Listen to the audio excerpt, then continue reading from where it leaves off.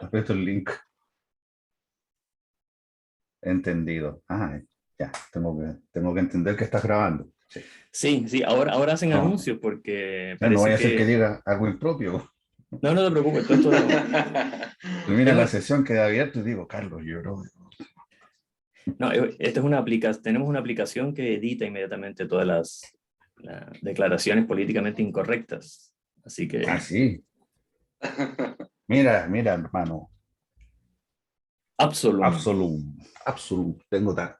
Aquí atrás tengo todo el material jordiano.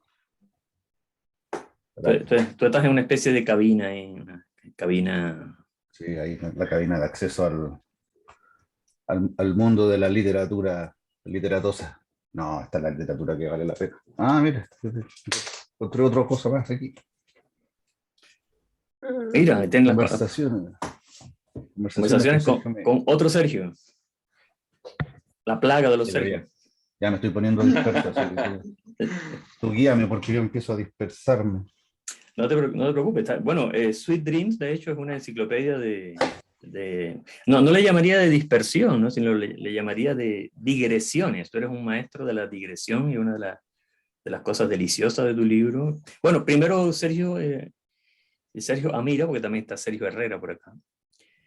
Primero, Sergio Alejandro, decirte que es un verdadero placer para nosotros. Cada uno de los asistentes a esta reunión tiene tu libro, Sweet Dreams, que tú tan generosamente nos obsequiaste, ¿no? Yo decía un poco al principio que si no lo muestran, por favor, tienen que salir inmediatamente de la sesión del Zoom. Ah, muy bien. Muy bien. ¿Cuántos son ustedes? Los talleristas, ¿cuántos son? Bueno, hay muchos más, pero estos son los que acudieron al llamado, ¿no? Yo les decía hace poco, son que cuando nosotros hablamos hoy día en este mundo hiperestimulado, ¿no? Y lleno de tanta urgencia y tentaciones y dispersiones, el hecho de que reunirnos con un escritor a hablar sobre su libro y que el escritor nos obsequie su libro y que acudir a retirar el libro, leerlo y después reunirse con el autor, no es algo obvio, ¿no? Porque podría parecer algo obvio, nos regaló el libro, vamos a buscarlo. No es algo obvio porque como decía Jim Rohn, hay cosas que es fácil hacerlas, pero no se hacen porque también es fácil no hacerlas, ¿no? Es fácil simplemente no acudir al llamado, no ir. Entonces, Imagínate si se fuera Edgar Allan Poe, que estaríamos en presencia de un hecho extraordinario. Porque reunirse con un autor o que fuera Vargas Llosa, no, yo creo que Vargas Llosa no hubiese acudido. Pero lo que dices tú, qué bueno que hayan personas que se lo ven como una oportunidad y hasta incluso como un privilegio, porque nosotros acá tenemos que andar mendigando que nos den espacios para dar charlas, sobre todo en colegios, porque como yo estoy involucrado en muchos proyectos del Fondo del Libro, nos ponen como una condición, tú sabes, Carlos, que demos algunas charlas, no, que demos charlas en colegios, y tienen que ser municipales. Entonces, a través de la pandemia he ayudado muchísimas charlas, pero precisamente no a colegios municipales, sino que a colegios, bibliotecas, donde que resultó que no eran municipales. Y ya a estas alturas del año es como más o menos difícil y ya me parece que al principio era novedoso, digo, que teníamos invitaciones de todos lados, pero ya a estas alturas hay un desgaste de todo, incluso un desgaste telemático. Entonces uno dice, le ofrezco una charla para su colegio. No, ya nos vamos yendo. Estamos terminando el año y hemos tenido 10.000 de estas charlas con personas como Pablo Simonetti, que van a querer. Así que, como te digo, es para mí un privilegio poder estar aquí. para nosotros también, querido Sergio. Bien, a mí me gustaría, bueno, he estado releyendo Sweet Dreams, me recuerdo que creo que fue mi último viaje a Valparaíso, ciertamente, cuando nos encontramos, creo que fui una vez más, o ese fue el último, pero yo en el bus de vuelta, que es un bus diurno, me vine leyendo Sweet Dreams, lo leí prácticamente completo en el bus.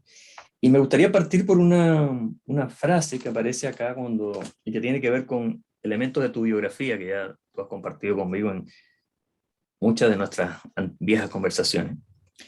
Cuando tú hablas de James Joyce, que es una figura que atraviesa todo el libro, ¿no? ese gigante de la literatura irlandesa que va apareciendo, ¿no? Al igual que William Blake y otros maestros van planeando por estos diálogos digresivos tan estupendos que tú has escrito. Y tú dices algo interesante es que Joyce es un habitante de la periferia del Imperio Británico, ¿no? Habitante de la periferia del Imperio Británico. Joyce mezcló todo y de esta forma el Ulises aparece como la expresión de que la importancia del autor como fundador de un universo que desaparece o está en vías de desaparecer. Es decir, este autor que es habitante de la periferia del imperio, de alguna manera pertenece a la resistencia, ¿no? Y tú en múltiples ocasiones me has dicho que te consideras un habitante de la periferia, ¿no? Un bárbaro que estás en los límites del imperio, ¿no? ¿Cómo ha evolucionado, cómo te ves hoy, después de todo esto que ha pasado, ¿no? El estallido social, pandemia, vivimos prácticamente ya en un mundo alterno, un mundo dickiano, ¿no? Vivimos una pesadilla casi de Philip K. Dick. ¿Cómo te ves hoy día, Sergio, como autor, como creador? Mira, justamente hace esta semana, creo, me enteré y nos enteramos que una de las casas editoriales amigas, independientes, posiblemente la más grande en estos momentos, Aurea Ediciones, que me publicó mi último libro, Los 40 nombres de la nieve, han publicado a Howard, han publicado un libro de Conan. Y yo lo conversaba con Martín Muñoz Kaiser, que es el un escritor, amigo, colega y dueño de la editorial.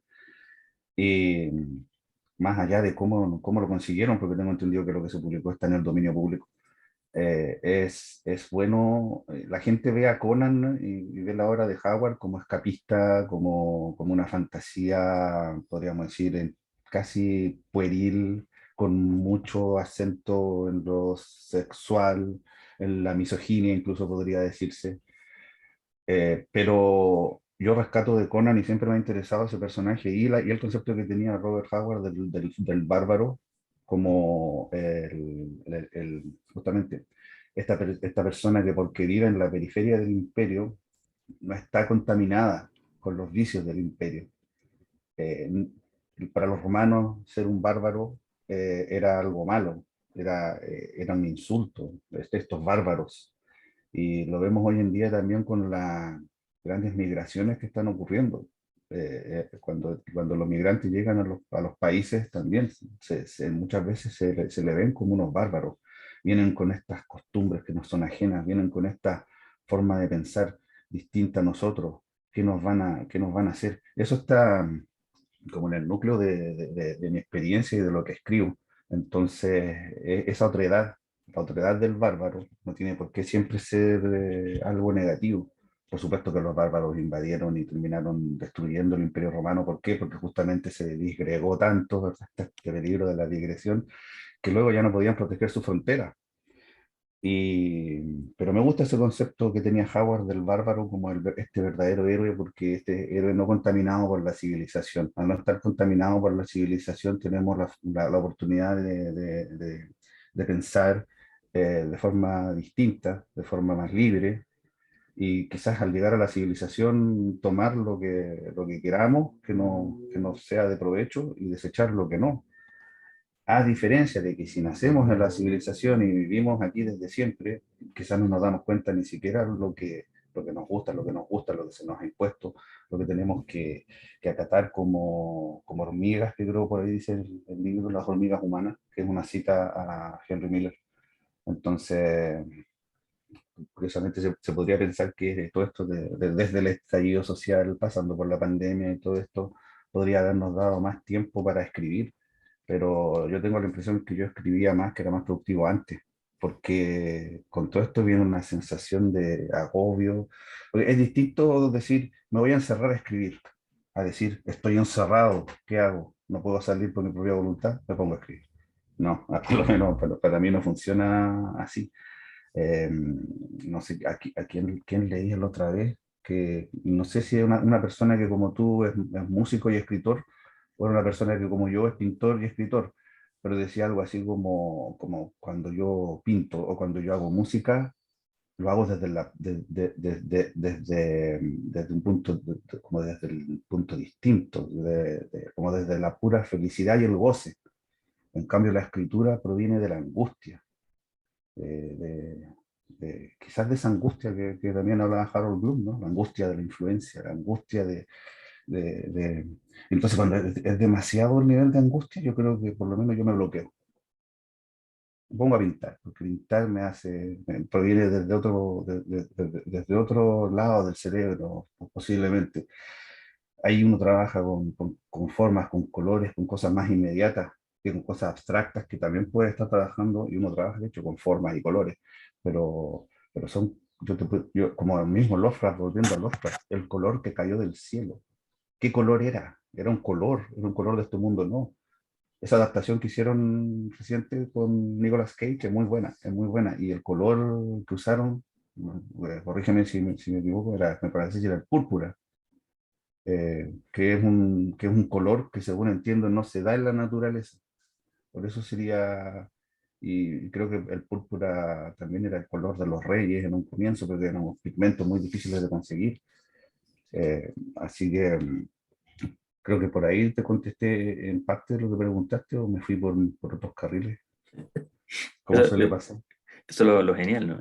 Como decía Raúl Ruiz, ¿no? Raúl Ruiz, cuando esta frase que dice que no te vayas por las ramas como si fuera algo negativo. Y Raúl Ruiz decía, hay que irse por las ramas, como un Que ahí están los imperativo. frutos, en Claro, las ramas están los frutos. claro, como un imperativo. El color púrpura también es la túnica. Púrpura es la túnica de los maestros del budismo zen. También es un color muy importante en el budismo. Sergio, cuéntanos dónde estás, porque quizás muchos acá no saben dónde estás tú físicamente en este momento, en qué parte de la geografía chilena.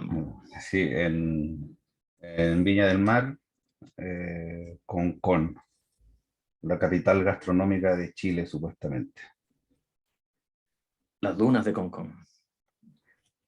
Cada vez hay menos, sí, es como Arrakis. Arrakis post-invasión Harkonnen. Se consigue la especia por allá, ¿no? No, sí, un poco más arriba hay ciertos lugares donde se transan distintos tipos de especias, pero a mí, tú sabes que a mí no me va este es un lugar ideal justamente para vacacionar. Mucha gente viene con esas intenciones. Y lo que siempre suele pasar cuando uno vive en un lugar turístico y no es turista, es un tanto, llega a colmar un poco la paciencia. Entonces, cada vez que dicen, ya la noticia, el fin de semana largo, 50.000 santiaguinos salen en dirección a la región de Valparaíso. De esos 50.000, como 30.000 llegan aquí. En estos momentos, por lo menos, hay algo de tranquilidad, pese a que es día sábado. Los días sábados son bastante ajetreados aquí. Yo estoy como en el centro neurálgico de Concón. Si sirve de algo contar que estoy en el medio de 3 supermercados, el Santa Isabel, el Líder y el Totus. Entonces, enfrente está el registro civil, la ferretería Higuerilla. Así que estoy como que, no sé si han visto el Google Maps, cuando hay un hombrecito amarillo y ustedes lo toman, lo suben y lo sueltan en el lugar que quieren. Así me siento yo. Alguien me agarró y me soltó y dijo, ¿cuál es el lugar más estresante y terrible aquí? Para que pueda hacer una obra como la de Kafka. Lamentablemente no tiene el talento ni el oficio de Kafka, ni es kafkiano, sino que es un aprendiz de Joyce, o un emulador, o un pseudo imitador, pero por ahí se parte. Si ese es un libro fundacional, un libro de mis comienzos, pese a que se publicó muy tardíamente, cuando justamente yo quería escribir, no sé, pero quería escribir como James Joyce, quería escribir como William Burroughs, quería escribir como Henry Miller, mis grandes héroes, y, y al final es todo y es nada a la vez, pero es una nada, como si, bueno, ahora viene otro libro mío que se llama Vacío con forma humana, y son títulos que Carlos está acostumbrado desde que me conoce, estaba escuchando estos títulos. Finalmente, no sé, de tanto mencionarlos, empiezan como la segunda enciclopedia de Plon, ¿no? O mejor dicho, como Plon Ukvar Orbis Tertius. donde los objetos colonianos empezaban a invadir la realidad. A veces pasa eso. Uno de repente, también lo decía nuestro amigo Meyer, y los libros comienzan a materializarse casi por sí solos y de las formas más insospechadas. Este libro del que estamos hablando tiene un fondo de edición del Fondo de la Cultura, las Artes y el Patrimonio. No sé cómo, porque yo creo que nadie lo leyó. O sea, se envió ese proyecto y yo creo que estaba durmiendo. El que estaba de jurado debe haber estado tomándose un café en internet y viendo YouTube, no sé. Llegó esto y dije, "Ah, ya, que pase, hoy día mi cuota es de aprobar 3, listo, ya no tengo que ver más.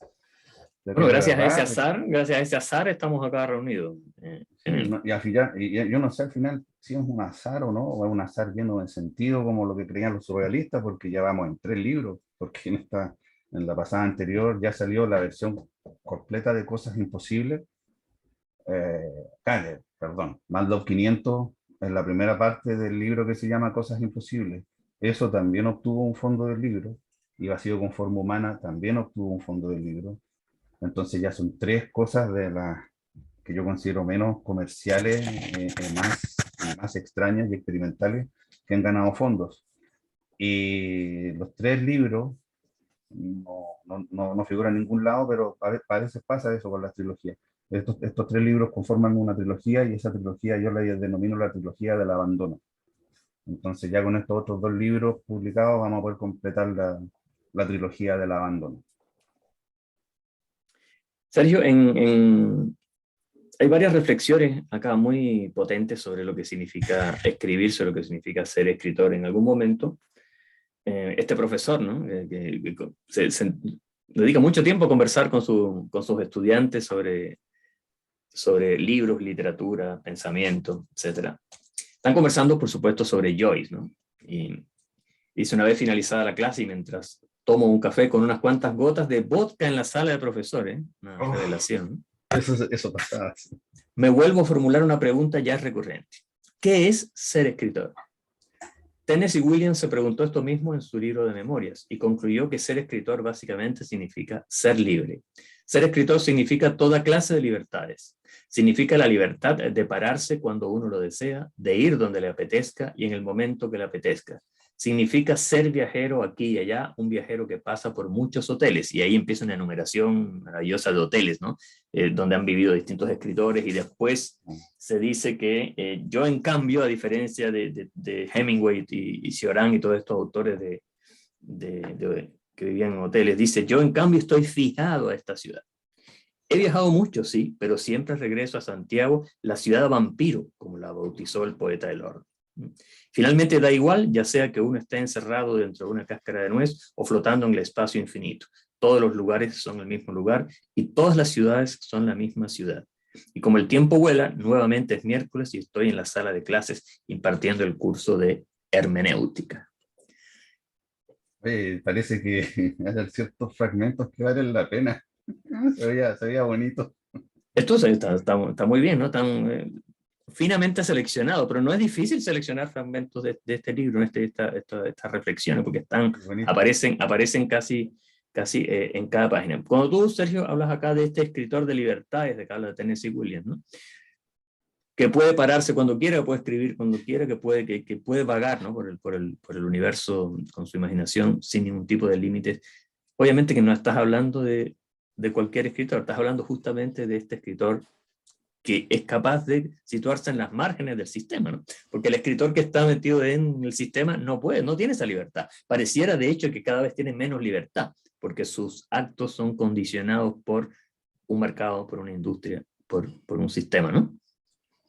Sí, bueno, y además tenemos el problema, no sé si es un problema, pero la libertad del autor me parece que hoy en día está más en cuestionamiento, sobre todo esto del concepto del autor y la obra, de separar al autor de la obra. Hoy en día, con ciertos movimientos sociopolíticos que se están dando desde hace tiempo ya, y esto que los gringos llaman cancel culture, la cultura de la cancelación. Se ha cancelado y se está cancelando y se sigue cancelando muchas obras artísticas. De hecho, mira, mi señora anoche estaba viendo un video sobre Sergio Dalma, no sé si alguno de ustedes recuerda o ha escuchado a Sergio Dalma, un cantante, y yo escuchaba, mientras ella escuchaba el video sobre una biografía de Sergio Dalma, y decía que él ya no podía cantar una canción que dice, esa chica es mía, mía, solo mía, está loca por mí, porque eso es ofensivo actualmente, eso es políticamente incorrecto, eso es un atentado que proviene de un hombre seguramente heteronormativo, patriarcal y todo aquello. Entonces, uno empieza a pensar eso y yo decía, uy, esa canción me gustaba, esa era una... pero ya ya no, él decía que ya no la podía cantar. Entonces, imagínate, si uno entra dentro de eso, de esas dinámicas, ya no sé, ya el Lolita de Nabokov se tiene que ir a la hoguera. Pasó también hace un tiempo que salió una noticia que en Canadá, creo, también empezaron, quemaron libros. Y quemar libros debe ser uno de los actos más horrorosos que culturalmente, junto con, no sé, ir con un tarro de pintura y tirárselo a, a la Gioconda, quemar libros es algo que nos trae de vuelta al Tercer Reich y a horrores. Es siempre una expresión. Quemar un libro siempre es un acto horroroso, porque por último, si ese libro está diciendo cosas que nos incomodan, por lo menos sirve para discutirlo, conversarlo y reflexionarlo. Además que muchas de estas obras justamente fueron escritas como una denuncia. No, no. Y te podrían numerar un montón de ejemplos. Y también está pasando, a ti que te gusta mucho el cine, y también está pasando en el mundo de los cómics, de las historietas. Por ejemplo, si hay un personaje, ahora hay uno muy popular, si ustedes tienen algunos hijos o han ido al cine, la película Black Panther. Quizás vieron la película Black Panther, que su actor falleció de cáncer. Y esa película está basada en un cómic escrito por Jack Kirby y Stan Lee, dos judíos norteamericanos, sobre un personaje africano, de una nación africana ficticia. Entonces hemos llegado al punto en que ahora esa historieta, ese cómic, la tiene que escribir una persona africana o afroamericana. Entonces, si el personaje es, no sé, Shang-Chi, la última película de Marvel, de este karateca chino, el cómic lo tiene que escribir un chino. Y en algún momento, cuando salió la adaptación de Ghost in the Shell, y Scarlett Johansson era la protagonista, se le criticó mucho por qué una mujer blanca está en este papel y no una mujer japonesa, porque está en Japón y Masamune Shirow, el autor, lo ambientó en Japón. Bueno, la respuesta muy simple. Por el poder que tiene de convocatoria a llenar asientos Scarlett Johansson. Si Scarlett Johansson no hubiese sido una japonesa con ese nivel de convocatoria para llenar asientos, no hubiera habido ningún problema. Eso es simplemente criterio económico. Pero me pareció curioso y interesante para todo esto, porque si quizá me estoy yendo hacia el cine, hacia las canciones, que son parte del libro también, y mucho de todo lo que yo escribo cruza toda la cultura, lo que se le llama la alta, la baja cultura, el posmodernismo finalmente. Doy estos ejemplos porque siempre rescato algo que dice alguien que va como que se ajusta y encaja dentro de mi cosmovisión.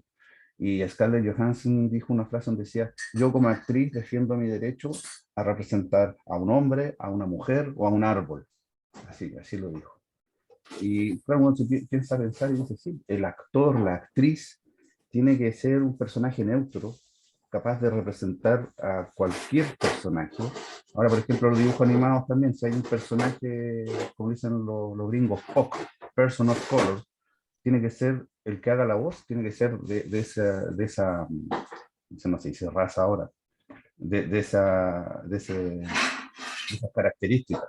Si hay un personaje asiático, la voz del actor de doblaje tiene que ser, ese actor tiene que ser asiático. Entonces estamos cayendo en esa cosa ridícula en que yo lo decía en un live que tuve presentando este libro, Cyberpunk. Aprovecho de publicitarlo, si alguien lo quiere me lo encarga porque se lo va con dedicatoria. Yo lo En quiero. la presentación de ese libro, el De Aurea. Cyberpunk, sí, de Aurea, donde tengo un cuento que justamente es un cuento contra Disney, donde la presidenta de los Estados Unidos es Scarlett Johansson, en el cuento, para que vean lo loco que es el cuento. Pero es un cuento que es un ataque, espero, feroz contra Disney y contra la hegemonía del ratón, que le llamo yo. Ustedes saben que Disney hace rato está comprándolo todo y si pudiera compraría este taller también y lo sumaría a su gran catálogo. Y Es una oferta, pero no, la estoy estudiando. al punto al que voy es ese que les decía yo que muchas de estas discusiones, de todo esto que son conversaciones y discusiones que tenemos que son necesarias, por algo se están expresando, pero la forma en que hay que abordarla nunca debe ser desde anular, de cancelar o de invisibilizar al otro, porque ahí estamos cayendo justamente en lo mismo que las minorías de las cuales, porque cuando empiezan a hablar de minorías yo no sé de qué hablan, si me dicen a mí, claro, empezamos, es que yo soy una minoría por esto, yo soy una minoría por otro. Nosotros mismos somos una minoría ante el gran mundo, somos un país del tercer mundo, nos ven como Latinoamérica, este pueblo al sur de los Estados Unidos y todo aquello, todos los que han tenido la experiencia de vivir en otros países, especialmente países europeos, sabe cómo es la experiencia de ser otro, de la experiencia de la otredad. Entonces, que experimentemos la otredad es justamente la exploración de la otredad lo que anima a muchos escritores.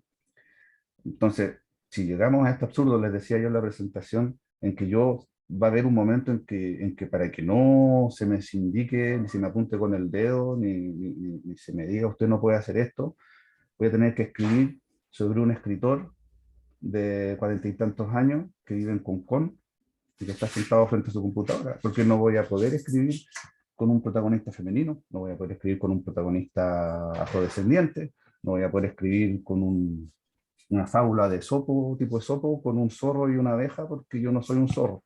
Entonces, llegamos a esa cosa ridícula.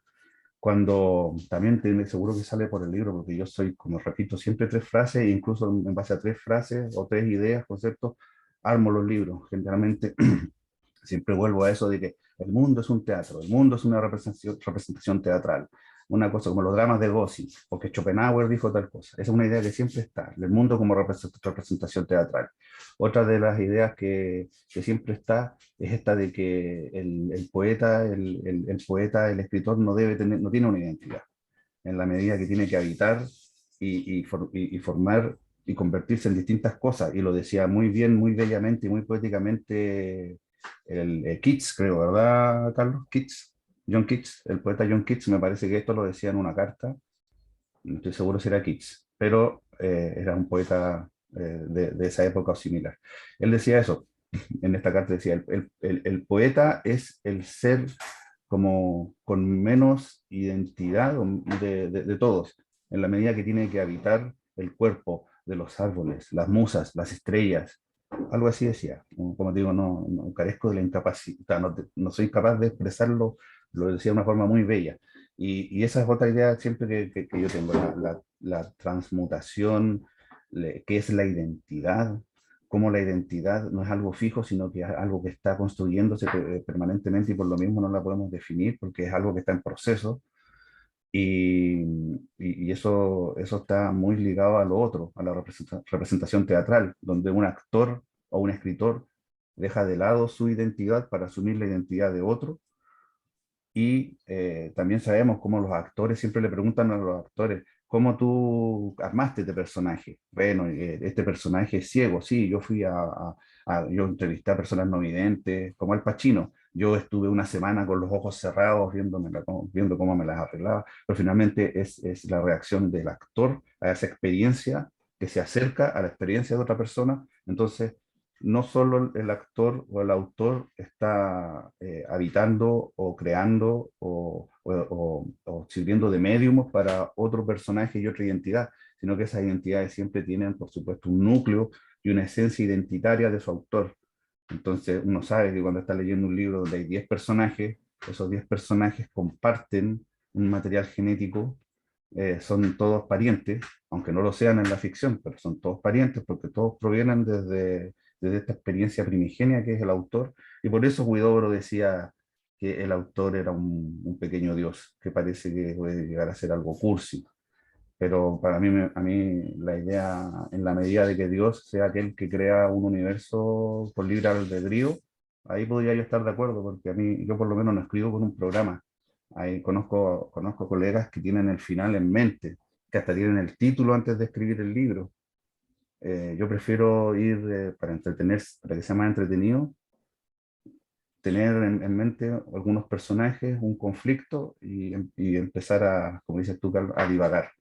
Ahí como cuando uno despoja estos libros de todo lo que sobra, si uno se pone a podar, porque son libros, los últimos libros de los que estoy hablando, de la trilogía del abandono, son libros que se pueden someter a una poda y despojarlo de como por ejemplo, despojarlo de un 80%, yo creo, y quedamos con una historia de verdad, una historia, lo dejamos, lo podemos reducir al esqueleto, y ahí está esa historia.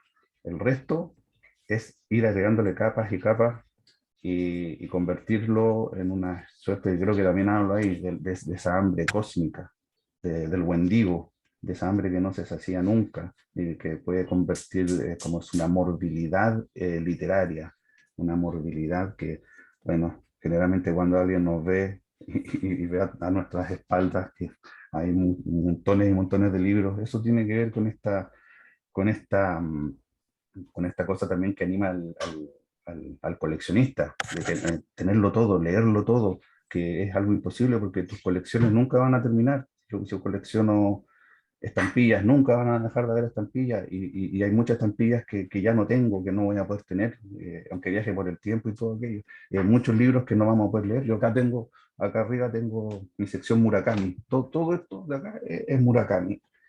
Y ya, ya dejé de leer a Murakami como con sus libros, con sus títulos larguísimos, los años de peregrinación del niño sin color. Ahí, a partir de ahí, ya tengo la del comendador y todo aquello, pero en algún momento lo dejé de leer. ¿Por qué? Porque lo que me pasa es que, por ejemplo, tomo acá la muerte del comendador, lo abro y voy al prólogo y dice: hoy, al despertarme de una breve siesta, el hombre sin rostro estaba frente a mí. Se había sentado en una silla delante del sofá donde yo dormía y me miraba fijamente con sus ojos imaginarios en un rostro inexistente. Y dije, ya, con eso ya leí este libro. No necesito leer más. Eso es Murakami. Siempre es lo mismo. Y están los gatos, y está la chica precoz que es muy inteligente, y está el tipo que le gusta la oreja de una chica, que le gusta el dedo del pie, y hay diálogos que no van para ninguna parte, y hay personajes que no aportan nada a la historia, y hay jazz, y hay estas cosas desconcertantes que uno lee eso y dice, ah, esto se parece incluso a Nicanor Parra, el hombre con el rostro inexistente, la sonrisa inexistente, que vivía en una casa inexistente, el hombre imaginario, que después se convierte en una letanía que comienza a vaciarse de contenido y de significado también cada vez que repetimos una palabra. Invisible, invisible, invisible, invisible, hasta que la propia palabra se invisibiliza.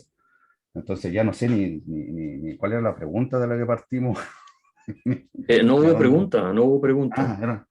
Me puse a hablar solo, parece. Pero eso está fantástico.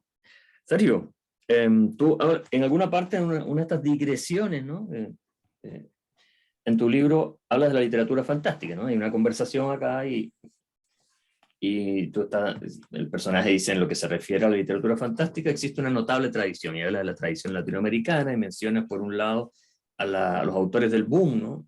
Carpentier, Rulfo, García Márquez, y por otro lado está la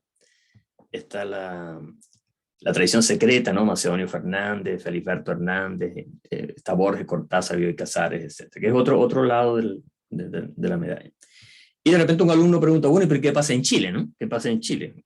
María Luisa Bombal, Braulio Arenas, Teófilo Así. Y el profesor dice, no son suficientes como para marcar una tendencia. Donoso decía que en Chile no se le perdona a ningún escritor el no ser realista, cosa que me ha tocado vivir en carne propia. Somos un país de poca imaginación, o mejor dicho, un país que le teme a la imaginación. ¿Cómo ha cambiado eso desde que tú escribiste este libro? Porque hoy día pareciera haber un boom de la literatura fantástica, de la literatura de mitos, de sagas, es decir, parece que hay una especie de, incluso de explosión viral, ¿no?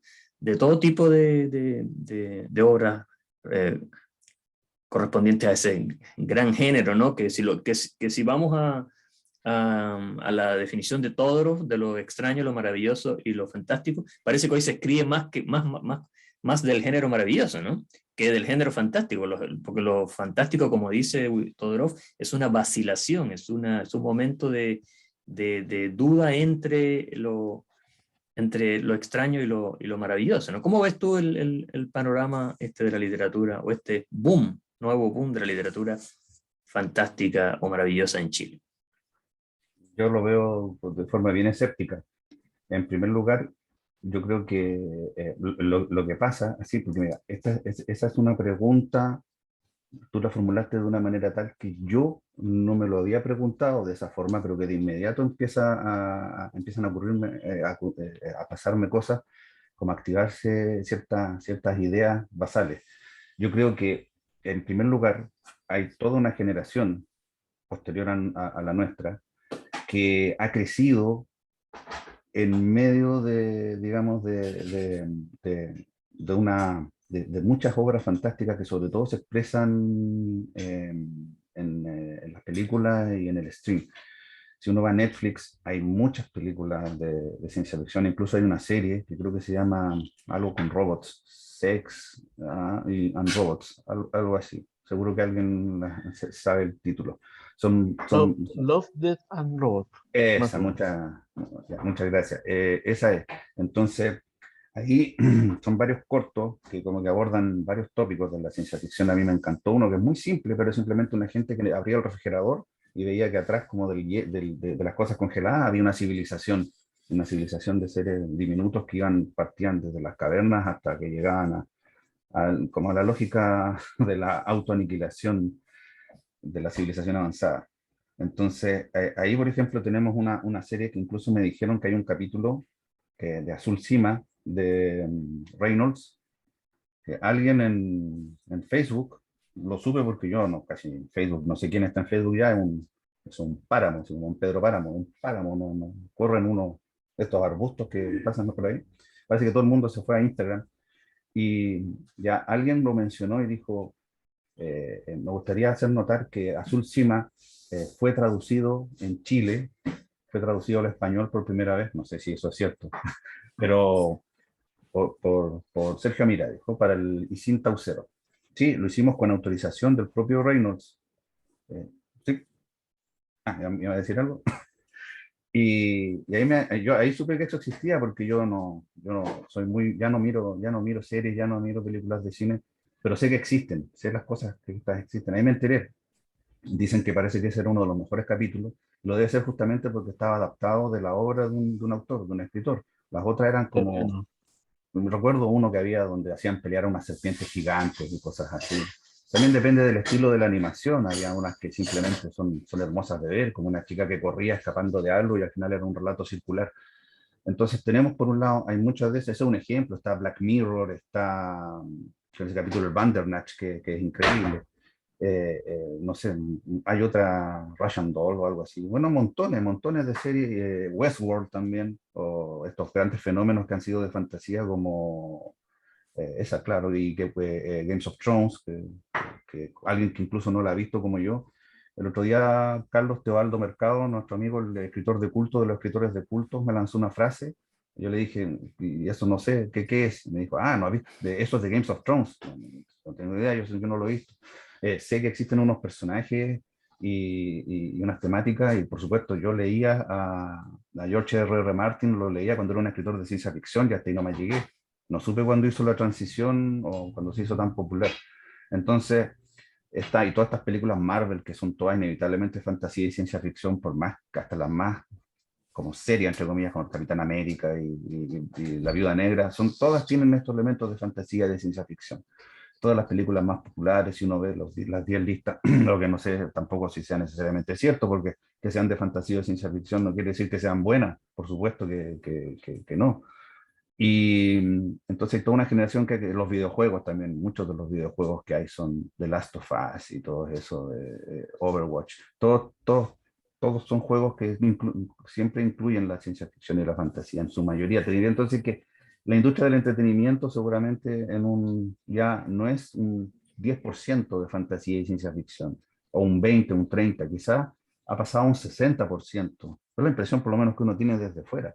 Diría yo que un 60%, incluso un poco más de todo lo más popular en la industria del entretenimiento es fantasía y ciencia ficción. Entonces, eso ya está pasando hace mucho rato. Tenemos esta generación que ha crecido en esto, así como los nativos digitales, que son nuestros hijos, nuestros nietos, están estos nativos de la ciencia ficción y la fantasía, como lo fueron, hubo una transición, porque hace como los años 50, gente como Isaac Asimov, Robert Heinlein y todos ellos que se empezaron, ellos venían de una literatura, ellos venían de la ciencia ficción desde la literatura, no tenían todo esto que proporciona la industria del entretenimiento aún. Y entonces eso lleva a que me ha pasado a mí como editor, yo he tenido que editar varias obras. Y recordemos el terror también. El terror es un gran componente de la fantasía y es muy popular. Halloween y Jason van como en 50 millones de películas. Y se ha creado estos verdaderos íconos como Freddy Krueger, gente que ni siquiera te necesita, gente, digo yo, personajes que ni siquiera necesitan tener películas porque son reconocidos por todos. Si se deja mañana hacer películas de Spider-Man, todo el mundo conoce a Spider-Man. Ricky Morty es una de las mejores series de ciencia ficción que hay, pues hacer un dibujo animado y humorístico. Y entonces, cuando estos jóvenes autores, e incluso no digo jóvenes, nobles autores, porque puede ser un autor de 50 años sin ningún problema y empezar a escribir algo, pero están ya todos viviendo esto de la fantasía y la ciencia ficción se convirtió en nuestro medio ambiente. Entonces un escritor, cuando se propone escribir una novela, un libro de cuentos o lo que sea, es muy probable que lo haga dentro del género, creo yo, por todos estos incentivos.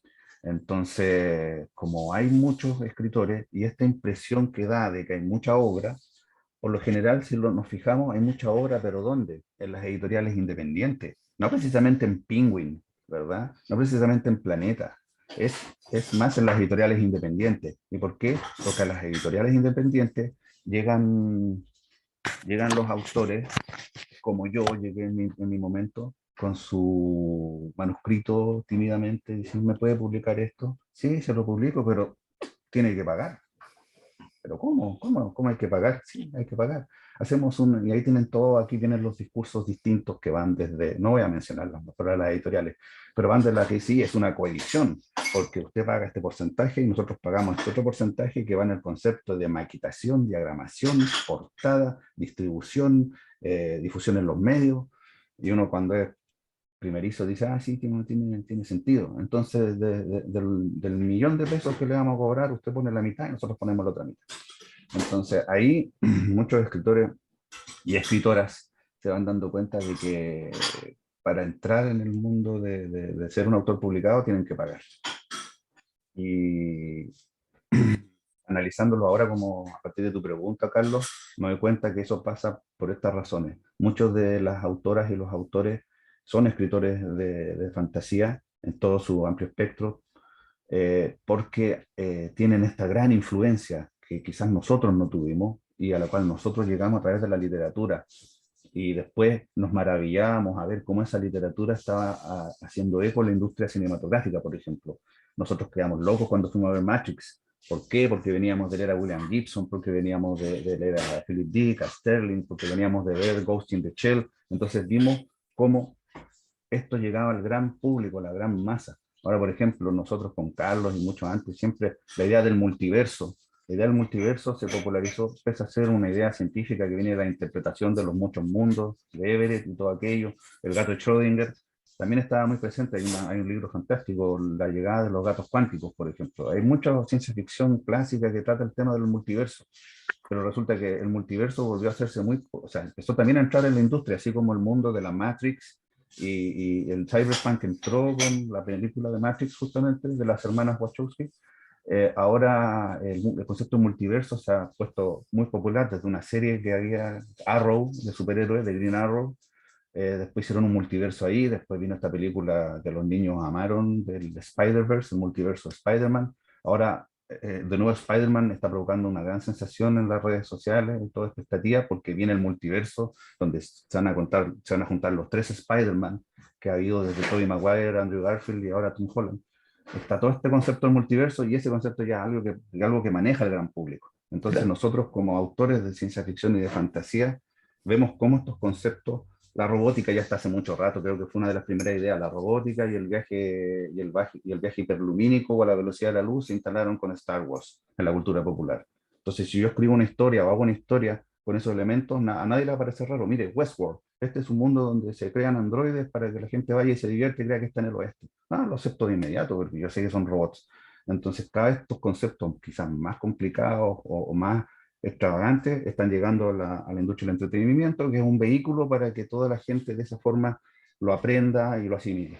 Entonces, ocurre eso que cuando llega alguien y quiere publicar su libro, es un libro de estas características y las editoriales independientes, microeditoriales o como se quieran llamar, eh, aceptan publicarlo porque en primer lugar se manejan con este principio de la coedición y llegan estos autores y se les publica esos libros. Entonces, después vemos montones de portadas hermosas con dragones, con naves espaciales, con títulos muy bellos, porque si hay algo que saben las editoriales actuales es de hacer un buen packaging, de hacer un buen producto, con portadas que sean atrayentes y quizás muchas veces sabemos, no jugué el libro por la portada, pero tiene que entrar por algún lugar.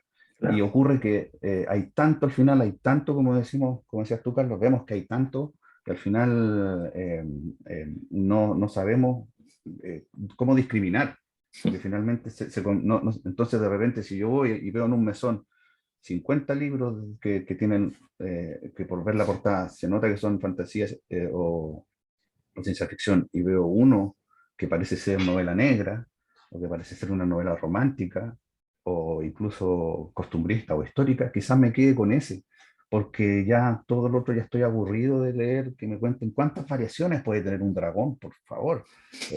¿Cuántas formas de viajar a la velocidad de la luz me van a inventar? Porque yo sé que viajar a la velocidad de la luz es imposible. Entonces, por eso yo creo que puede que sea una burbuja y tengamos una impresión falsa, así como las redes sociales son una cámara de eco, lo amplifica todo y sobre todo estas redes tóxicas como Twitter, donde todo parece que es más grande y más terrible o más popular o menos popular. Entonces yo digo, oh, yo debo ser muy impopular porque tengo 4 likes o porque en Instagram me siguen 500 personas, a este otro lo siguen 50.000 personas. Pero resulta que si yo subo algo a Instagram, tengo 30 likes y el que tiene 50.000 seguidores tiene 2 likes. No sé, se dan esas cosas tan extrañas que uno no puede fiarse en ello. Es un medio ambiente enrarecido y del cual yo sospecho y por eso hay mucha oferta, pero ¿cuántas personas están leyendo esos libros? ¿Cuántas personas están comprando esos libros? No hay estadística al respecto, excepto con las editoriales más formales que te mandan una liquidación cada 3 meses o cada 6 meses y uno sabe ahí cuánto vendió más o menos. Y ya, bueno, me leyeron 10 personas porque compraron 10 libros este trimestre. De eso, o sea, ni siquiera me consta que lo hayan leído, que lo hayan comprado. Pero si se compró el libro, por último, esa persona se lo regaló a alguien. Alguien lo leyó, sabemos. Y el libro, por suerte, tiene una vida útil más larga, porque es muy raro que alguien bote a la basura un libro. Lo puede donar, lo puede prestar, lo puede regalar, y así, o puede terminar en una librería de viejo. Y así los libros van circulando.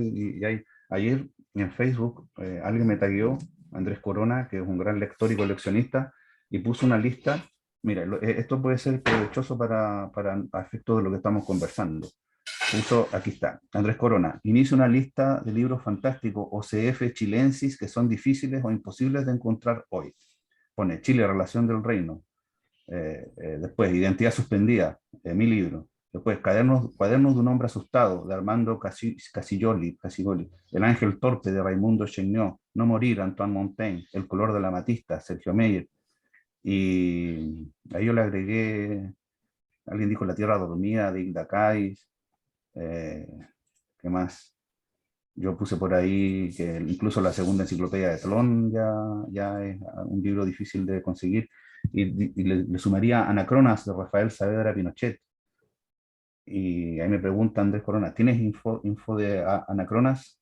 Y para crearlo en Goodreads, me dice, no encuentro nada. Y yo le dije que conocí este libro Anacronas por una entrevista a Saavedra Pinochet en The Clinic, donde para variar se burlaban de él, pero que por lo menos se decía que tenía una novela de ciencia ficción al menos. Y todo lo que se sabe de él es que es un escritor chileno-boliviano o algo por el estilo, que es sobrino de Pinochet, y no está, bueno, nada. Creo que Carlos alguna vez preguntaste en Reel, que fue la que lo publicó, si tenían copia y te dijeron que no. Entonces tenemos eso, que hay muchos libros que se han publicado hace 5 años, 10 años y ya no existen, ya no están, son imposibles de conseguir. Ni siquiera hay un archivo donde podamos recurrir y por eso me da la impresión de que esto es como finalmente cuando llega la ola, ¿verdad? A la playa, hay arena ahí, sí, pero la ola, el mar se lleva mucha arena también. Y eso me da la impresión de que ocurre con esto. El tiempo, que es ese oleaje, se va a llevar el 99% de todo este material y así son las cosas y es como que quisiéramos luchar contra la muerte térmica del universo o la expansión del sol que va a consumir la Tierra o a nuestra propia muerte.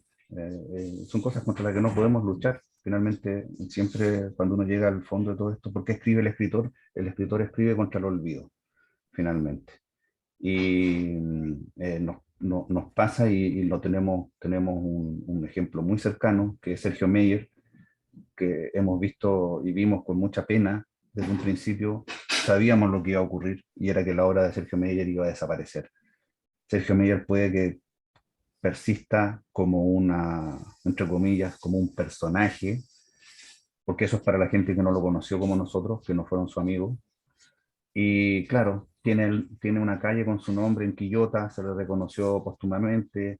Hay gente que le suena a Sergio Meyer, pero que no lo ha leído y no lo va a poder leer nunca más, porque la segunda enciclopedia de Tron la tenemos algunos pocos, que el color de la matista mucho menos, Carlos tiene una fotocopia, y dejó dos, sabemos a ciencia cierta que dejó dos novelas inéditas, Una huida hacia la muerte y Las memorias de un golem, de las que solo vamos a quedarnos con los títulos, nada más.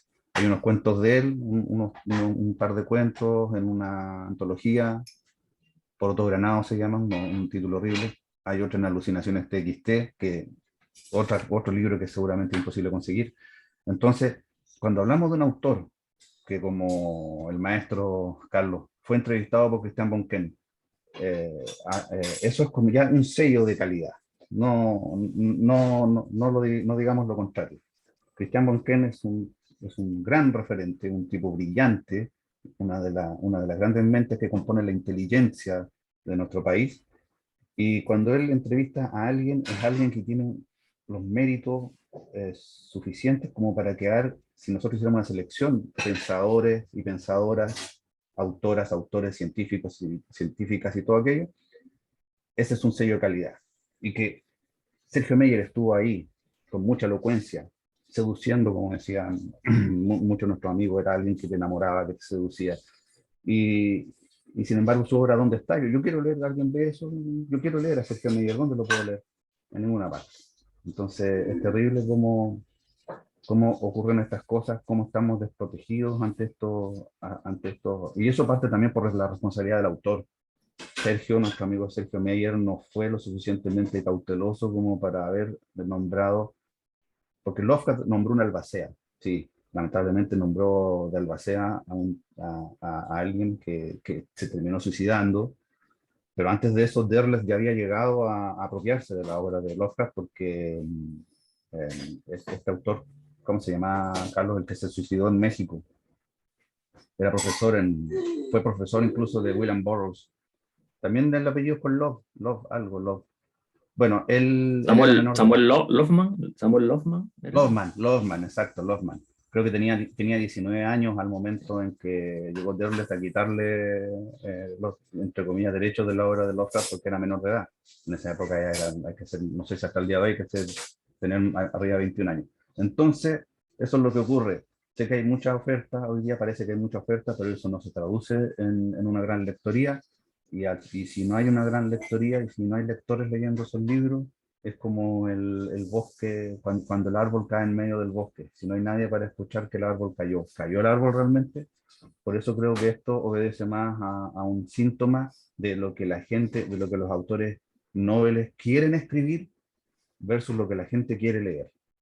Y yo creo que ahí está la cuestión. De hecho, yo, si lo pongo como un ejemplo, yo me he alejado de ese, bueno, podemos decir que un libro de fantasía o de ciencia ficción.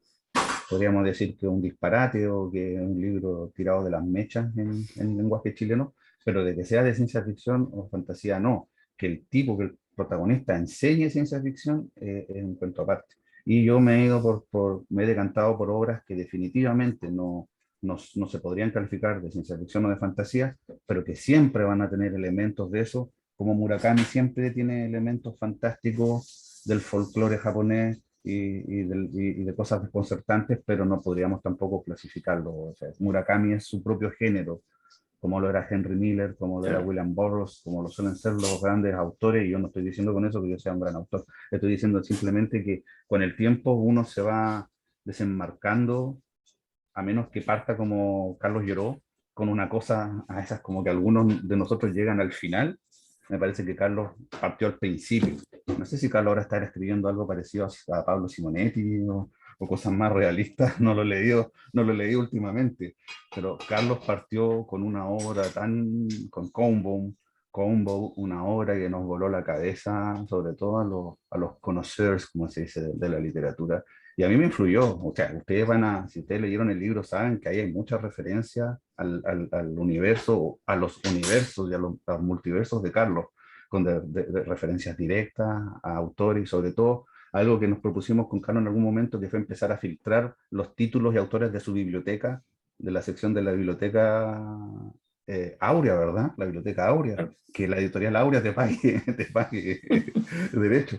Empezamos a filtrar, yo empecé a mencionarlo y siempre, siempre en todos los libros que se vienen ahora hay una mención y Carlos aparece como distintos personajes siempre. Hay un profesor de guitarra, hay un profesor de literatura, hay alguien que siempre Carlos aparece, siempre da consejos, siempre se lo busca como un maestro, como un hermano mayor, que fue el legado que finalmente nuestro amigo Sergio Meyer nos dejó, porque nosotros siempre lo contábamos y ya yo no sé si llega a ser majadero o alguien lo escucha por primera vez, pero la ausencia de nuestro amigo Sergio Meyer fue lo que nos reunió, porque él nunca nos quiso presentar y siempre hablaba, a mí me hablaba, Carlos lo decía muy bien, decía, llegaba Carlos a verlo, ah, mira, estuvo ayer, justamente, o llegaba yo y Patricio Alfonso se acaba de ir, entonces uno nunca coincidía, y él, tú lo dijiste, Carlos, es como que le gustaba tener a sus amigos en distintos anaqueles. Entonces, después, por supuesto, una vez que ya Sergio no estuvo, nos pudimos agrupar, nos pudimos conocer, y eso nos ha llevado hasta que estemos, hasta este momento. Así que gracias y siempre recordando a Sergio, ya, que ya hemos perdido muchos amigos. Omar Vega también, otro amigo que participa también, está en la dedicatoria, en los agradecimientos de la segunda enciclopedia de Tlón junto a nosotros.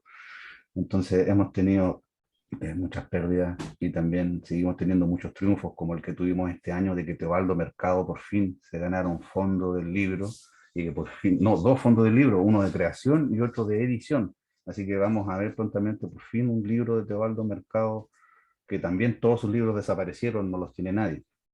Creo que he hablado mucho ya, pues sí. Bien, aprovechando que estás tomando un líquido, abrimos el micrófono para ver si alguien quiere hacer alguna pregunta. Ahora vamos a ver quién leyó el libro, ¿no? ¿Quién no lo ha leído? Mira, la hora de la verdad.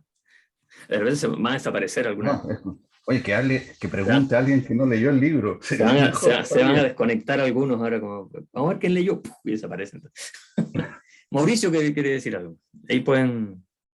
Sí. Hola Sergio. Es que mientras hablaba me estaba acordando un pasaje de tu libro que habla justamente de esta fórmula actual de cómo se hacen las cosas. Y tú dices, esto que hay que apelar más al televidente que al lector, ¿cierto? Hoy en día como fórmula, como estrategia. Decía, usa una estructura basada en diálogo entre los protagonistas. Antes que a los lectores debes apelar a los televidentes, a más personajes como si fueran imágenes y dotarlos de tics para caracterizarlos. Literatura para las masas. Porque esa es la reflexión que tú hacías en este libro. Me acordé de eso. Mira, antes de hacerte la pregunta, quería, recordar tu paso por Temuco.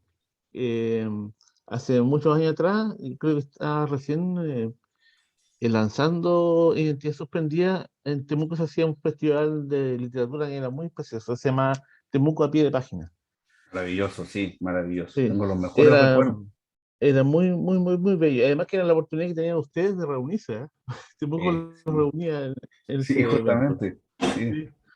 Y me acuerdo en la plaza, en la Galería de Arte, en la Plaza de Armas de Temuco, en la Plaza Niña Pinto, haber asistido. Yo andaba a la casa de Baradit, porque me firmaron un nick de citas, claro, ahí está él, sí. y estabas tú, me acuerdo, y había un personaje que yo no conocía que estaba presentando un libro muy curioso que se llama Kobun, ahí en ese momento. Me recuerdo de ese instante, de haberte visto ahí. Así que eso, recordar ese momento en que estuviste acá en Temuco y en ese hermoso evento que no se ha vuelto a repetir. Eh, Lamentablemente. ¿Y eso? Ah, sí, sí. Ahí estábamos en uno de esos años que nos juntamos a conversar. Ahí Mira. estamos Sergio y yo en Temuco, en mi apartamento, conversando acerca de cualquier cosa Claro. De, de- delirante. de- de hecho, lo rebautizamos como Temucombo. Oh, qué bueno. Lo, Hay unos lo- lo vide- más, lo más bonito de eso son las sillas de playa. Las Las sillas sillas de playa. playeras, esas sillas playeras ahora están en Pitrufquén, ya ni siquiera están en Temuco, fueron donadas. Y Un teníamos de combo. fondo estas películas de animación de Master, ¿cómo es que se llama? Es Jans maravilloso. Van Mayer, claro. Sí. Maravilloso. Alicia en el País de las Maravillas. Sí. Mauricio, tú, hace Teníamos tu una, pregunta. sí, teníamos Sí, un quería hacer una pregunta, sombrero sí. con preguntas que íbamos sacando también. Sí, eso sí. Mira, la pregunta te la voy a explicar con... Y quería destacar el tema humorístico, de repente, que tiene, como de comedia que tiene, estos instantes de comedia que tiene tu libro, que eh, es bien entretenido, ¿eh? Y tiene datos ñoño. Sí, Entonces quería ligar a un comentario que tú, hay una conversación con Juan Carlos que dice como que tiene dudas de cómo seguir escribiendo o qué escribir. Entonces dice, si has escrito ciencia ficción, puedes escribir cualquier cosa. Así como que el género te permite esta, esta posibilidad de derivar a cualquier otro género, como que confluyen, no sé cómo. Entonces me acordé de esta frase que para mí me dio mucha risa. Se podría escribir la guerra de Troya a manera de, por ejemplo, con aquellos y troyanos aliándose para combatir a dioses del Olimpo, y podría meter a Shakespeare y a Proust solo porque sí, y para que fuese verdaderamente ciencia ficción, viajes espaciales e IA. No, nadie podría publicar tal cosa. Ni Anthony Belamendi se arriesgaría una extravagancia de tales proporciones, haciendo mención a Olimpo y a Ilión de Dan Simmons, ¿cierto? claro, lo estaba mirando y no lo tengo. Sí, Sí, pero justamente esos son eh, lo que los gringos llaman Easter eggs, los huevos de Pascua. Claro, viste ahí, son cosas que si tú no las conoces, no suman ni aportan nada. La idea está expresada, como dices tú. Si uno escribe ciencia ficción, puede escribir de todo y ahí hay una muestra. En un relato de ciencia ficción podemos meter a Proust, podemos meter a Ilíada, y el concepto está, la idea está desarrollada. Ahora, en un siguiente nivel viene la recompensa, porque tú conoces la obra de Dan Simmons, has leído Ilión, Olimpos, entonces dices, ah, se está refiriendo a eso. Entonces viene como una recompensa extra para el que conoce la referencia. Y así estos libros están plagados de referencias, pero espero yo que eso no entorpezca la lectura ni deje de transmitir la idea. Como decimos, siempre son una recompensa extra para alguien que como uno ha tenido lecturas en común e ideas en común. Así que me alegra mucho que hayas encontrado esa referencia, porque a veces uno por lo general no sabe si estos chistes son como estos chistes fomes que no lo entiende nadie, y si alguien dicen, si tienes que explicar el chiste, no es gracioso. Pero sí, me gusta eso que dices tú de la comedia. Eso lo aprendí también con Ocho. Con Carlos también hablábamos de Ocho y nos prestábamos él me prestaba libros de Ocho. Y Ocho decía que en algún momento cuando él hablaba horas, y de repente él veía que sus oyentes, discípulos empezaban como a quedarse dormidos, él tiraba un chiste. De repente chistes de muy mal gusto. Entonces, como de unas señoras que iban a comprar un auto. Ese chiste es muy, muy grosero. Entonces él decía que hacía eso para alertar a la gente, para que volviera a despertarse, a conectarse. ¿Pero qué está diciendo el maestro? Y ahí él volvía al hilo. Así que me gusta esa idea de repente descolocar con estas cosas graciosas y además que cuando una obra refleja la vida tiene que tener estos pasajes cómicos. No me gustan esas obras que son una tragedia, como la tragedia griega, ¿verdad? Uno no va a encontrar nada chistoso en Edipo, pero sí va a encontrar muchas cosas chistosas en Hamlet, pienso yo. Por lo menos hay varias cosas que me dan mucha risa desde el comienzo, cuando Hamlet va al techo y se encuentra con esta cosa que no sabemos si es el fantasma, si no. Así que sí, eso. No quiero seguir extendiéndome, si no me está preguntando y contestando yo mismo. Claro, está bien, una autoentrevista tiene también su gracia. ¿Alguien más quiere hacer algún comentario, pregunta?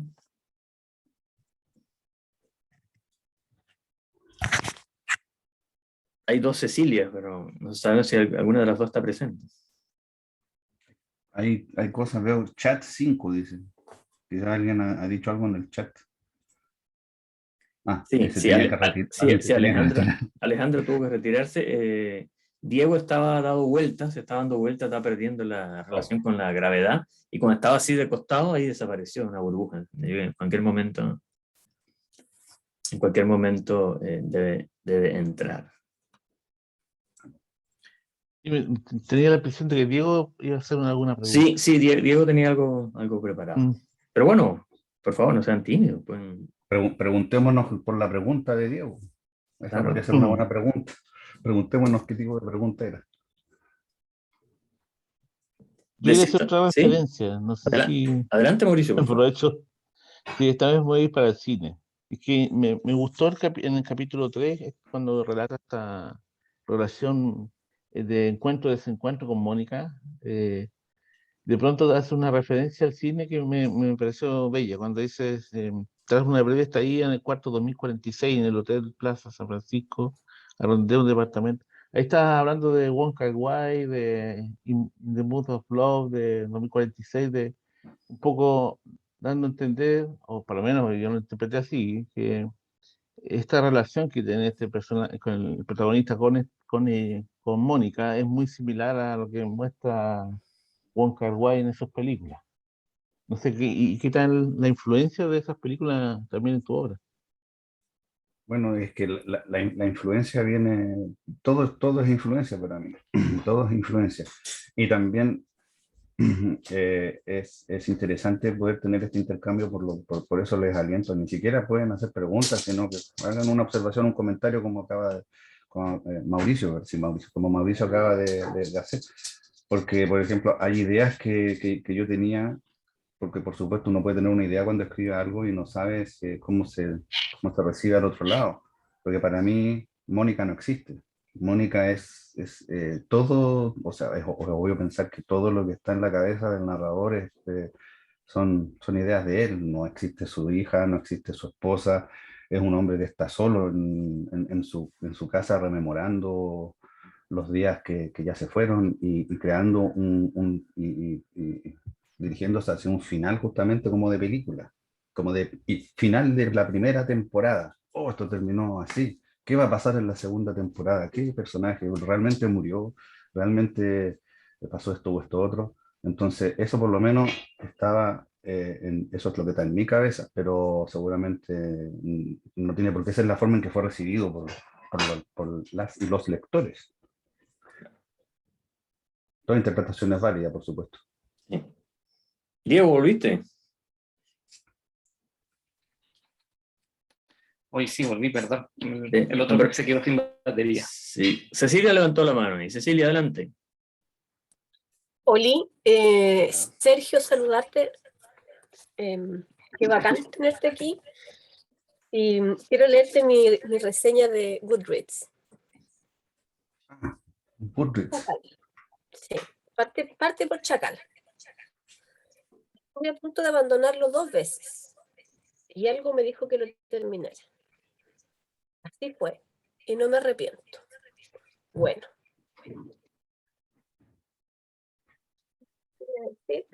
Con un corazón. Desde Temuco. Cecilia, ¿por qué estuviste a punto de abandonarlo? ¿Qué fue lo que te... Y lo odié, lo ¿Y por odié, qué, y por lo qué, odié. y por qué llegaste al final?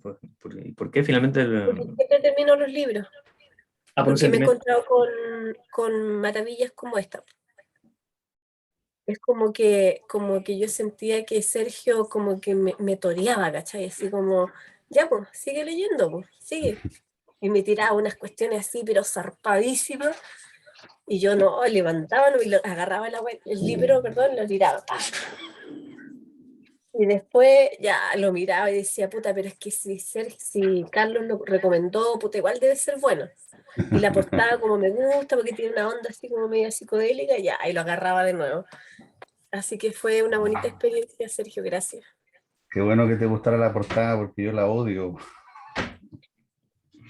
Es rara, Parece, es muy rara, mira, estéticamente es rara. yo siempre le digo que es la portada de Colchones Rosen. Es una Sí, propaganda de Rosen, pero por último, si es una propaganda de Rosen funciona, dan ganas de dormir. Entonces, espero muy que raro. pensando en que el libro te puede dar sueño y empieces a leerlo y al contrario, en vez de darte sueño, te frustre y te enoje, ya está cumpliendo un buen objetivo, porque no es algo que provoque indiferencia. Así que Absolutamente. muy bien, gracias por esa reseña, No, gracias a ti, Perry. esa, esa señera reseña. Excelente. Buscando el libro por acá. ¿Quién más quiere comentar algo, decir algo, preguntar? Mientras veo si encuentro algún libro por aquí. Eso, danos la espalda para que así la timidez se desaparece. Se diluya.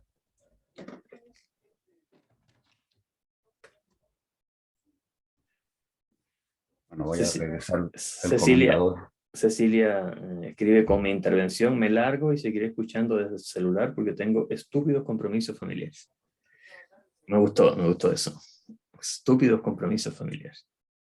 La sinceridad antes que nada. Bien. Diego, tú tenías algo por ahí que ibas a preguntar y cuando lo ibas a preguntar te desapareciste, te volatilizaste, ¿no? La verdad no iba a preguntar, pero efectivamente me traicionó la confiable tableta. Ahora, lo que iba a comentar era que a Sergio yo sí lo conocía de antes, no en persona por su trabajo, pero con los cómics.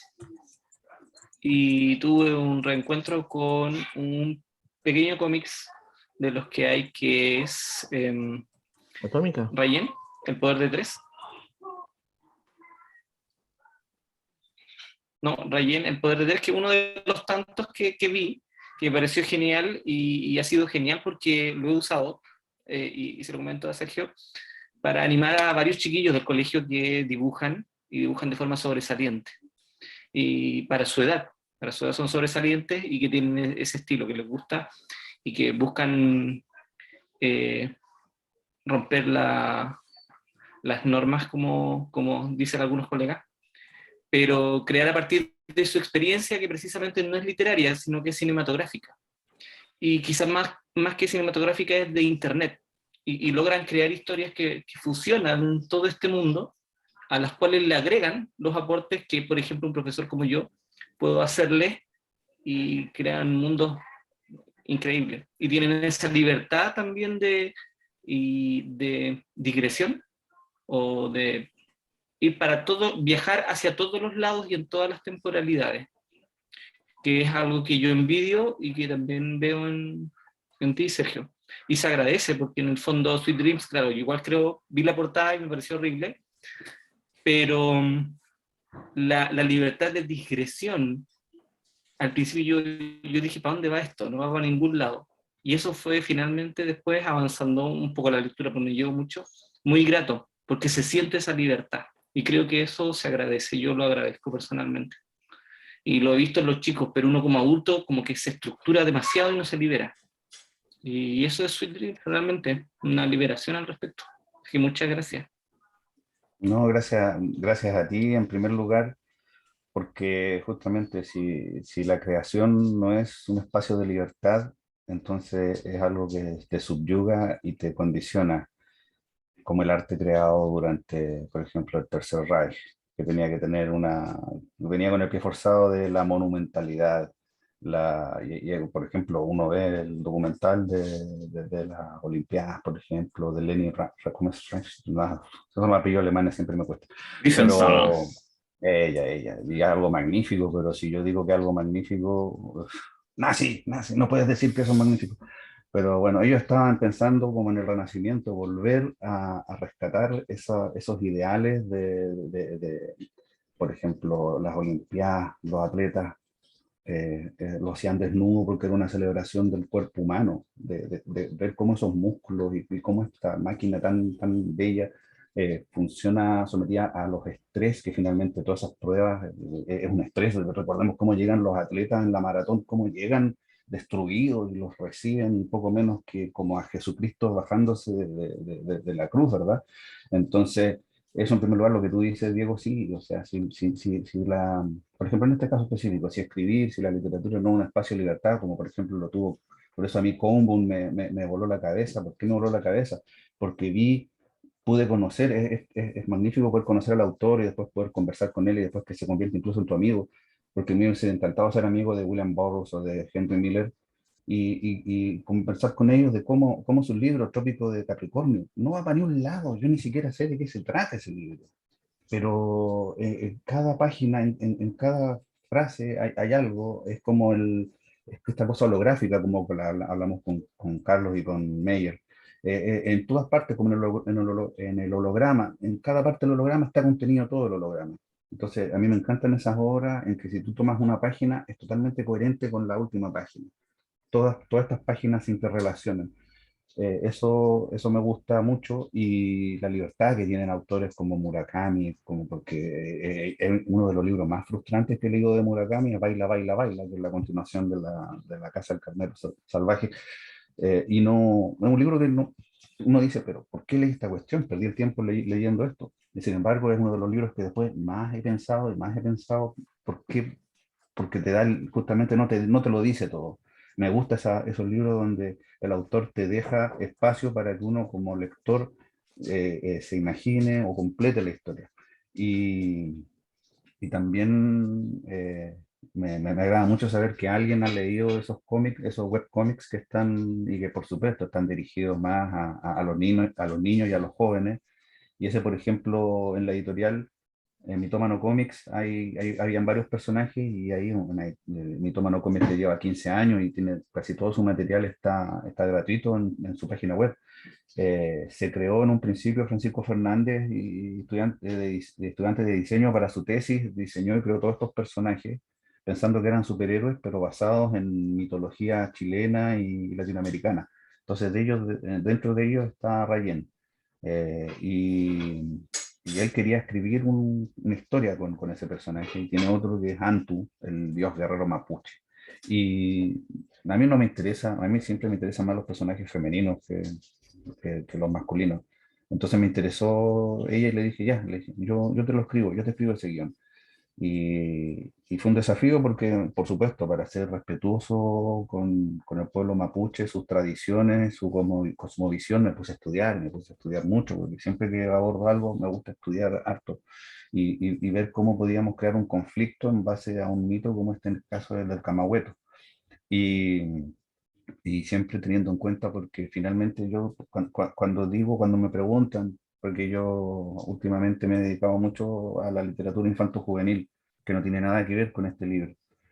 Y justamente yo defiendo la libertad que podemos tener de poder escribir en distintos registros. De hecho, el citado Baradit lo hacía, tenía esa cosa horrenda que es Yggdrasil, y luego tenía Calfucura, y luego terminó los libros de historia. Entonces, un tipo muy versátil que tiene muchos registros, y nadie le reprocha, oiga, usted eh, eh, escribió esto y después hizo esto otro, y mi hijo no lo pudo leer.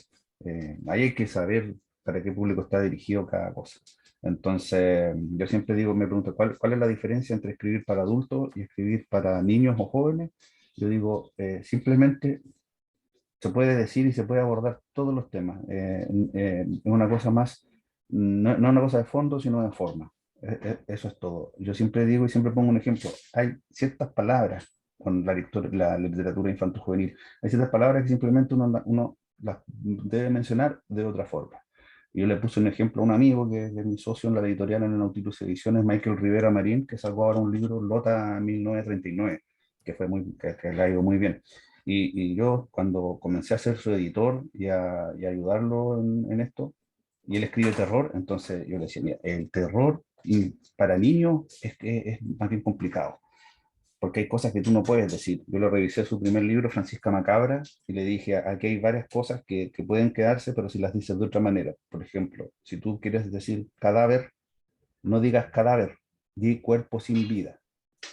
Y ahí ya de inmediato solucionamos un problema, porque le dije, mire, fíjate las noticias. ¿Dicen cadáver en las noticias? No, dicen se encontró un cuerpo sin vida. Eso se hace para darle cierta neutralidad.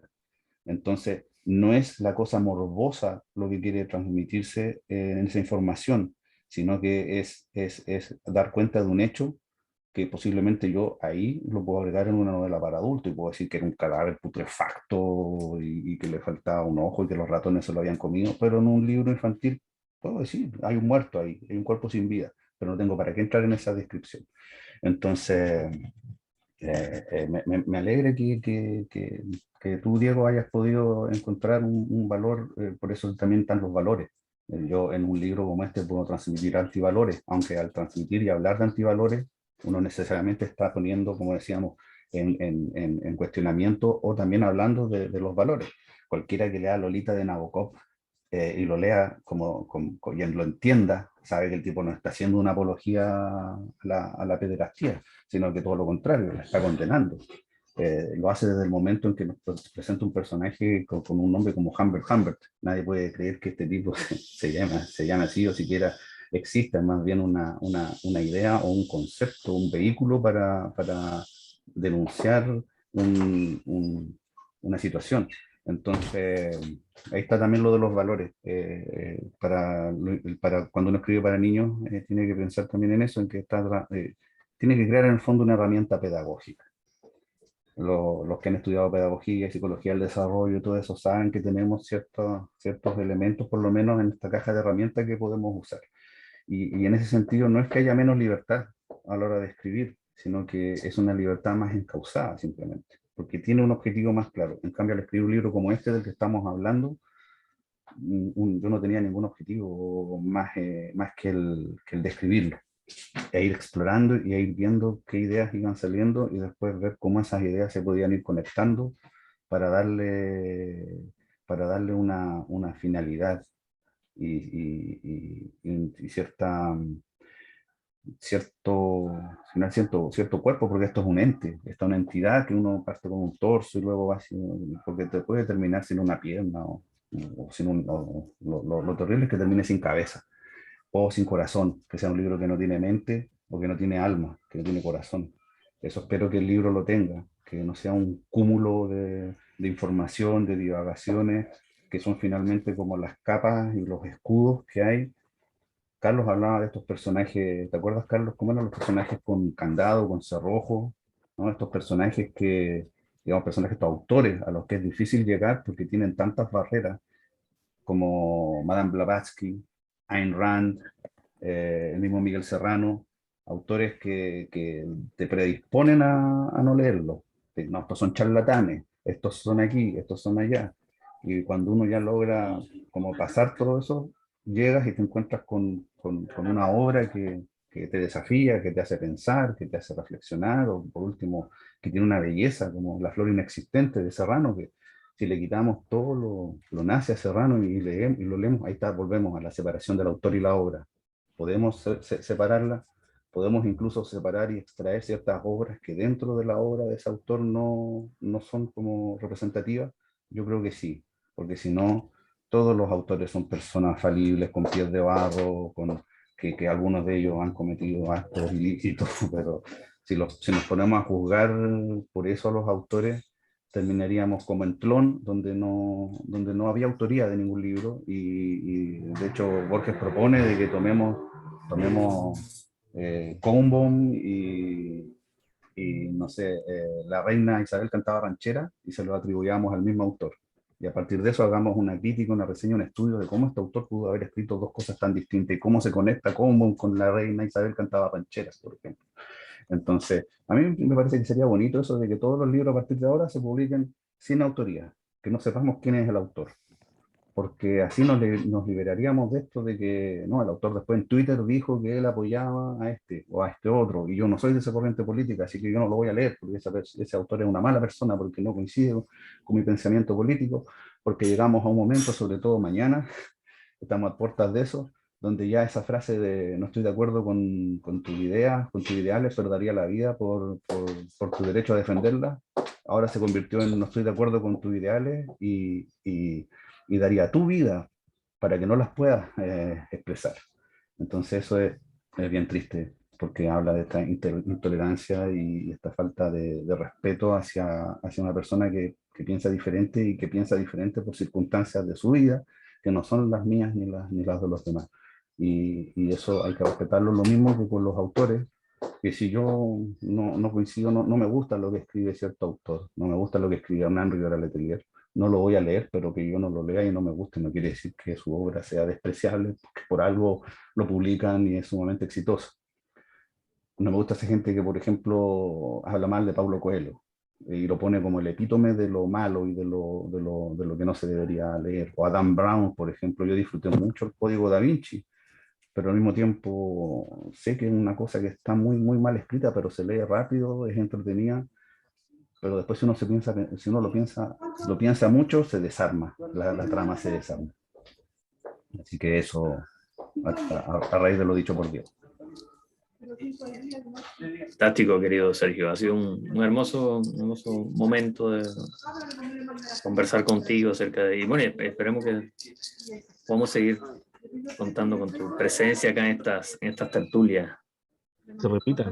Tallerísticas, sí. ¿No? Me gustaría mucho, quizá con una próxima publicación. ¿Alguien quiere hacer alguna última pregunta o comentario? Antes de despedirnos, pasar del multiverso.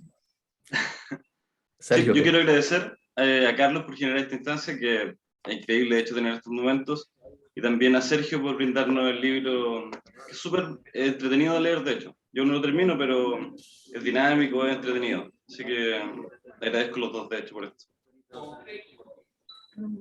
Muchísimas gracias, Sergio. Hay que dar una clave también de que Sergio Meyer está acá en este libro, pero bajo un nombre especial, ¿no? Gottlieb Leberg Müller. Ustedes vean que Gottlieb Leberg Müller, ese es Sergio Meyer. De hecho, aparece en unas circunstancias acá bien interesantes cuando uno de los encuentros de Sergio Amira con Sergio Meyer en la librería de Carlos Ruz, que esa librería existió. Yo, de hecho, acá tengo varios libros que compré en esa librería de la calle Tras la Viña, que sí, además iba cambiando de lugar todo el tiempo en el centro de Viña del Mar, y ahí, bueno, ahí yo también conocí a Meyer, y aquí hay anécdotas muy, muy interesantes. Hay cosas que también que ocurren en Temuco, también, por ejemplo, en Temuco hubo un personaje llamado Miguel Ojeda, que se le llamaba, tenía un sobrenombre. El sobaco ilustrado. El sobaco ilustrado, porque siempre andaba con diarios bajo el brazo, iba por todos los cafés. Y él era un personaje de una cultura impresionante. Yo conversé mucho con él. De hecho, yo a veces estaba tomando un café y él llegaba y se instalaba ahí nada de permiso para sentarnos, no llegaba y se instalaba y empezaba a conversar sobre cine, porque él fue... Él trabajó en un cine en Buenos Aires muchos años y tenía una memoria de películas así.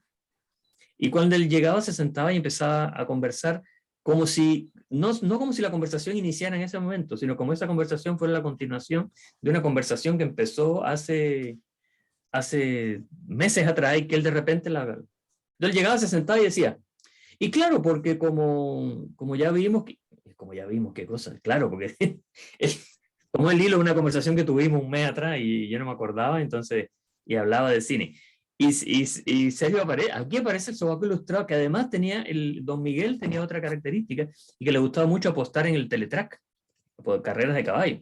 Entonces, aquí ustedes van a ver también a ese personaje, en el teletrack de Temuco, yo de repente me lo encontraba en el teletrack, en la calle Portales de Temuco. ¿Y qué hace don Miguel acá? Si él siempre está conversando en los cafés y ahora lo ven en el teletrack. No, que hay un caballo que va aquí. Te quiero hacer una consulta. ¿Puedes revisar si la receta de mi esposo del GES está vigente todavía para comprar su medicamento?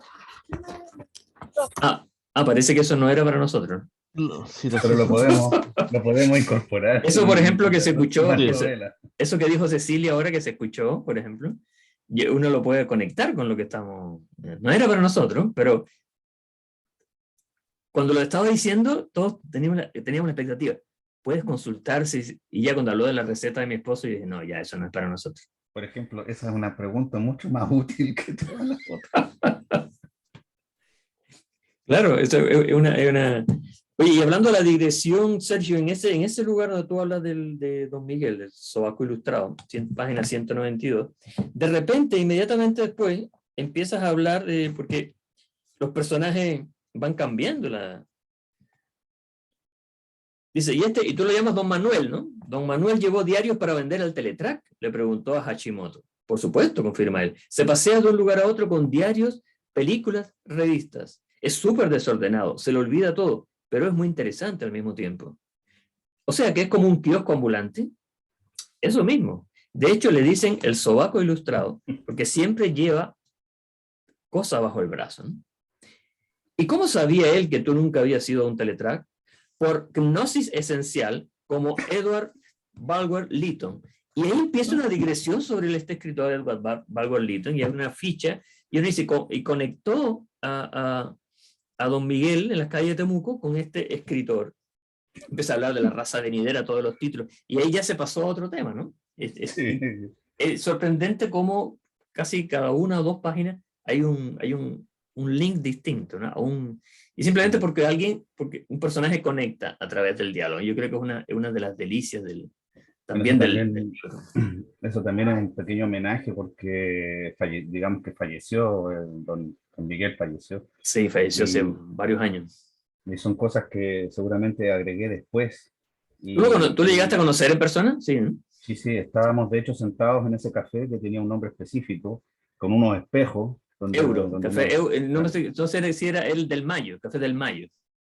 Y me acuerdo que tenía unos espejos y este tipo de sillones antiguos. Claro, y él llegó justamente una vez, se sentó ahí y me preguntó cuál era el criterio que yo usaba para apostar por los caballos, si era por el nombre o si era por las estadísticas de carreras ganadas. Y también y ahí nos contó algunas cosas justamente de que tenía un hijo, un sobrino, alguien que trabajaba en el medio televisivo, que trabajaba de hecho en un programa específico, Recomiendo Chile. De esas cosas me acuerdo de él. Y claro, esto fue una suerte de homenaje para él, que él esté presente, estas personas que las conocimos a algunos pocos tal vez, pero que nos marcó, y como él, como un transmisor y un portador de cultura y de conocimiento, se conecta, por ejemplo, con Sir Edward Bulwer Lytton y con el Brill, y lo quise conectar justamente con algo muy potente, y dar cuenta de eso, de que todos los escritores son el mismo escritor, esto del Simur, la idea del Simur que plantea Borges, y como un caballero que vende diario, trasladándose de un lugar a otro, es tan importante como un escritor victoriano que le dio, que creó todas las bases de un movimiento gnóstico y de un pensamiento hermético, y cómo eso se une a Aleister Crowley, no sé, un montón de otras cosas que nos puede llevar a hablar horas y horas, pero yo creo que eso es lo que a los escritores y a las personas a los que leemos y que podemos como, usar el tercer ojo, encontrar el valor y poder apreciar a alguien más allá de que este caballero vino a ofrecerme el diario del día y se fue. Qué rico, qué gran experiencia fue poder haber conversado con él y poder estar conversando con él ahora, porque esto es un diálogo con él también, y como eso este pensamiento que se le atribuye al grafitero Basqui, pero que viene desde Egipto, que dice que una persona muere 3 veces, con esto podríamos ir cerrando, una persona muere 3 veces. La primera es cuando muere su cuerpo físico, la segunda es cuando se le entierra o se le incinera, y la tercera muerte, que viene un poco o mucho después, es cuando la última persona en la tierra pronuncia su nombre. que es una forma muy linda y muy poética de morir finalmente. Y hay un autor que escribe eso y dice, me pregunto, ¿quién será esa persona que en el futuro diga por última vez mi nombre? Y ahí ya dejaré de existir. Entonces, mientras hablemos de Sergio Meyer, hablemos de Don Miguel, hablemos de Edgar Allan Poe, el que sea, van a seguir vivos y eso, como decía yo, finalmente, esa lucha contra el olvido, la verdadera muerte es el olvido. Magnífico, amigo. Si alguien levantó una manito por ahí, ¿o no? Y que desapareció rápidamente. Sí, sí, acá, sí, como, también como una pregunta de cierre. Quería hacer un último comentario, que es como termina, ¿eh? Pero no voy a hacer spoilers, solamente destacar el hecho de el relato final, la caída de César, vamos a llamar la caída de César, que todo ese relato es muy poético, muy, cae como llovizna, lluvia, y me llevó eh, al instante del final de Blade Runner, de Ridley Scott, también, como que me llevó a ese momento, sí. Esa frase improvisada por Rutger Hauer, Sí, según cuenta la sí, verdad que leyenda, eso no estaba en el sí, guión. eso no estaba en el guión, eso de que todos estos momentos se irán como las lágrimas en la lluvia, algo Como las por el gotas de estilo, la sí. lluvia. Y eso, ¿cómo pudo él llegar a improvisar y a decir eso? Debido a lo mucho que estaba metido en el personaje. Entonces él expresó algo como lo que el personaje hubiese dicho, que lo entendió Sí, él más allá de lo que hubiese entendido el guionista o Ridley Scott o el que fuese. Así que magnífico momento en la historia del sí, cine cuando pasan esos momentos mágicos. Sí, sí. hermoso realmente. El comentario o sea, la pregunta que quería final, quería hacerte. Bueno, Sweet Dream tuvo la oportunidad de ser tu ópera prima. Tuvo el mismo momento. Y finalmente fue identidad suspendida. Entonces, si, ¿qué hubiese pasado si hubiese sido esta tu ópera prima? Y si estás conforme con que hubiese sido la otra y no esta. Sí, eh, tal vez puede ser que si hubiese sido esta, me habrían tomado más en serio como autor. Puede ser, porque la otra, al pertenecer a un género que en ese momento era poco conocido, poco difundido e incluso despreciado, recién ahora como que se está valorando después de 10 años, cuando nadie la puede encontrar, nadie la puede leer, queda la idea de que está como dentro de tres novelas que salieron más o menos por la misma época, y Brasil fue la primera, después la segunda enciclopedia de Tlón y la mía, y Brasil creo que es 2005-2006, Tlón también y la mía 2007. Entonces, pero al mismo tiempo, todos estos autores que hablábamos a un principio, todos estos autores nuevos incurren en una estrategia muy chilena y generalizada, de que ellos vienen a inventar la rueda, de que ellos son los primeros que están, ellos y ellas, son los primeros que están escribiendo en este género. Acá siempre ha habido una lucha a ser el primero. Esta es la primera película de ciencia ficción. Esta es la primera cosa. Y no somos los únicos que pecan de eso. Si en Estados Unidos, cuando una vez más, volviendo a Black Panther, esta es la primera película con un superhéroe negro. Estaba Blade. Blade estaba también de Marvel, muchos años atrás. Después incluso salen diciendo hasta la película Miss Marvel, la primera película, Captain Marvel, la primera película con un superhéroe femenino, después de como 2 años de La Mujer Maravilla. Entonces, ¿de qué estamos hablando? Eso, entonces pasa eso. Y junto con el olvido, está el olvido programado y simplemente la reinvención de la historia acomodaticia para que los autores de ahora parezcan novedosos, y en vez de hacer eso de que si yo vi más lejos, que me paré sobre hombros de gigantes, es como yo vi más lejos, pero parado por mis propios medios. No pertenezco a una tradición, no pertenezco, incluso no quiero saber de los que vinieron antes que yo, porque aquí entonces, mientras no construyamos tradición, nunca nos van a tomar en serio. Cada autor es una isla que no se comunica con las demás islas. Nosotros nos propusimos, y de forma natural se dio también, de que tuvimos un intercambio y creamos un mundo paralelo que nuestras obras se pueden leer por separado, pero si las leen en conjunto, si me leen a mí, leen a Carlos, leen a Sergio Meyer, leen a Patricio Alfonso, van a encontrar que hay una retroalimentación y un universo que podríamos decir como el universo cinematográfico de Marvel, ya que es tan popular. Aquí tenemos también una especie de universo literario como el de Lovecraft, que es fantástico todo eso que es el círculo de Lovecraft, nosotros le llamamos el círculo de Meyer. Entonces, siempre, nosotros cada vez que con Carlos hablamos, ya sean charlas, las que habían antes, como acá en Valparaíso, las que hemos tenido telemáticamente, o las que hemos realizado incluso los dos solos, conversando para que Carlos haga esos registros acásicos que tiene, siempre hablamos de Meyer, siempre, porque es una gran influencia para mí, y Carlos también lo es. Y leyendo, los que lean a Meyer, los que lean a Carlos y a otros autores, se van a dar cuenta que eso está muy presente y filtrado a través del lente propio de la experiencia de otro autor y de las inquietudes de otro autor y de aquellas en las que coincidimos.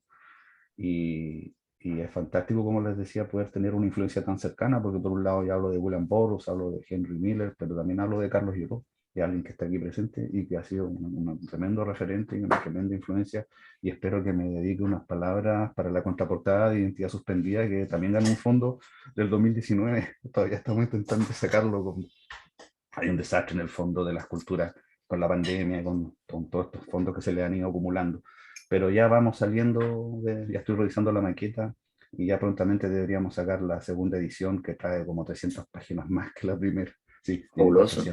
400 páginas. La original tenía 100, estaba en 400 páginas. Y eso que la resumí, encontré que le sobraban 100 páginas. Así que espero en algún momento también hacerle llegar a Carlos esa nueva edición de Identidad Suspendida.